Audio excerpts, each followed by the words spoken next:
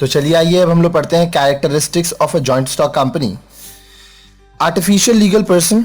A company is an artificial person created by law and existing only in contemplation of law। Artificial legal person है, कोई एक व्यक्ति नहीं है, यह एक नाम है। इसको बनाता कौन है? हम लोग कानून के हिसाब से बनाते हैं और इसका existence as per the law है। A human being who takes birth, grows, enters into relationship and dies, whereas a joint stock company also takes birth, grows, enter into relationship and dies. However, it is called an artificial person as its birth, existence and deaths are regulated by law।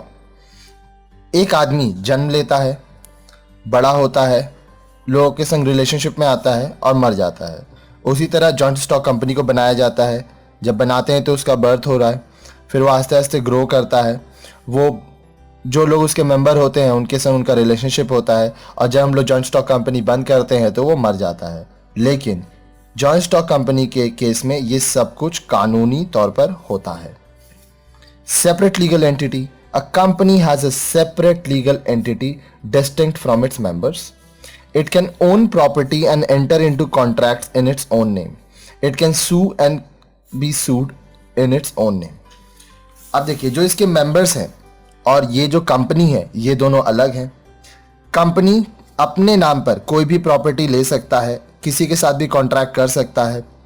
Company किसी को अगर वो पैसा पाता है तो वो उसके ऊपर केस कर सकता है। साथ ही साथ कंपनी के ऊपर भी केस किया जाता है, और ये जो केस होता है वो कंपनी के नाम से होता है या नाम पर होता है। जब आप करेंगे केस तो आप कंपनी के नाम से केस करेंगे, जब कंपनी के ऊपर केस होगा तो कंपनी के नाम पर केस होगा। Perpetual succession. A company enjoys a perpetual succession and its life is not affected by the death, insolvency, lunacy, etc. of its members or directors. Company हर समय ग्रो करता रहता है या चलता रहता है। अगर उसके जो मेंबर हैं या डायरेक्टर हैं, अगर वो मर जाते हैं, दिवालिया घोषित हो जाते हैं या पागल हो जाते हैं, तो इससे कंपनी को फर्क नहीं पड़ता है, कंपनी बंद नहीं होती है। Limited liability. The liability of members of a limited company is limited to the value of the shares subscribed by them और to the amount of guarantee given by them. तो जो लाइबिलिटी है members का वो limited है। मान लीजिए कोई कंपनी है, अगर आप उसका 10,000 रुपये का शेयर लिए हैं तो ये 10,000 तक ही आपका लाइबिलिटी है, मैक्सिमम आपका 10,000 रुपये ही डूबेगा। Common seal. A company has a common seal because being an artificial person it can not sign for itself.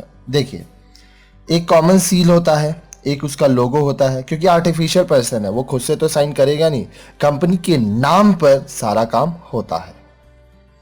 Transferability of shares. The shares of a public limited company are freely transferable. They can be purchased and sold through the stock exchange. अब मान लीजिए कोई public limited company है, आप उसका share लिए हैं, तो आप जब चाहें उस शेयर को किसी के नाम पे ट्रांसफर कर सकते हैं, आप उसको बेच सकते हैं, और ये सारा कुछ स्टॉक एक्सचेंज से होता है। शेयर ट्रेडिंग इसको हम लोग कहते हैं। Separation of ownership and management.